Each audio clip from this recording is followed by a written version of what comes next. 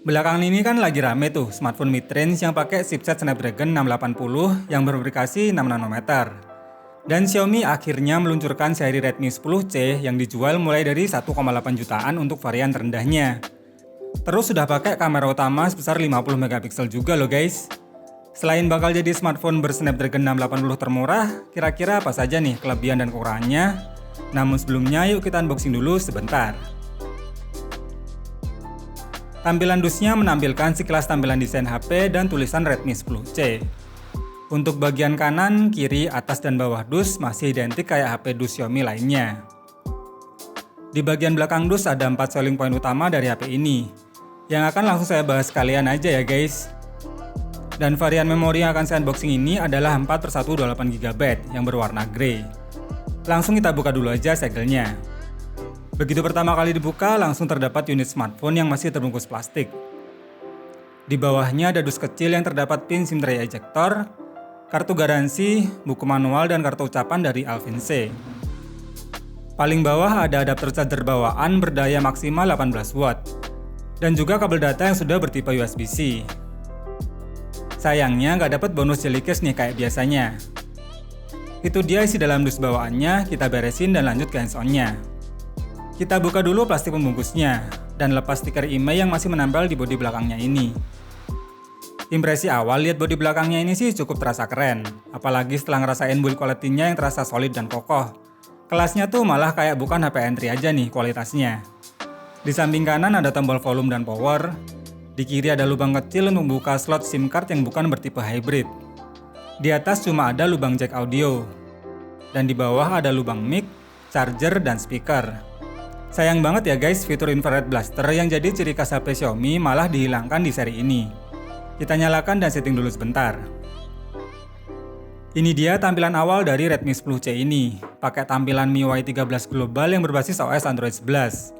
Memori internalnya baru terpakai sebanyak 28GB, yang 18GB-nya sendiri untuk data sistemnya. Dan memori RAM 4GB-nya masih dapat tambahan virtual memory RAM sebesar 2GB. Terus untuk bagian layarnya baru kerasa nih kesan entry levelnya. Mulai dari masih pakai desain layar poni, dagu yang lumayan tebal, resolusi HD+, panel IPS, hingga refresh rate yang standar yaitu 60Hz. Tapi untuk kebutuhan sehari-hari sih udah cukup banget, malah baterainya jadi lebih awet nih karena resolusinya cuma HD+ ya. Di bagian speaker juga masih pakai mono speaker yang standar, tapi kualitasnya juga nggak jelek-jelek amat kok. Kurang lebih kayak gini nih suaranya.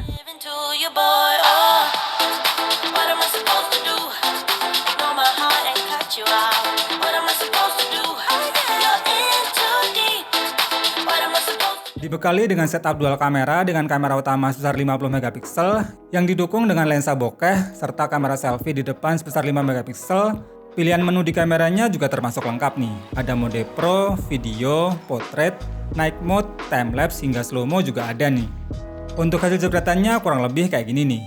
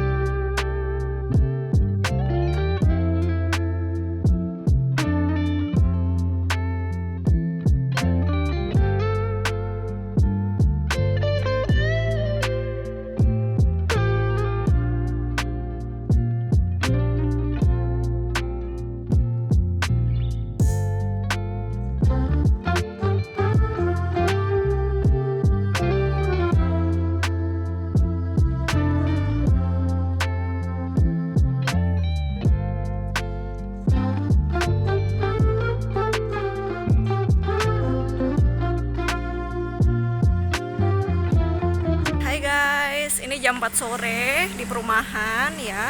Ini aku ngerekam pakai kamera depan, kualitasnya di 1080p. Dan buat kualitas audionya coba kalian dengerin dulu ya. Oke, gimana guys untuk kualitas audionya? Dan gimana menurut kalian buat videonya ya?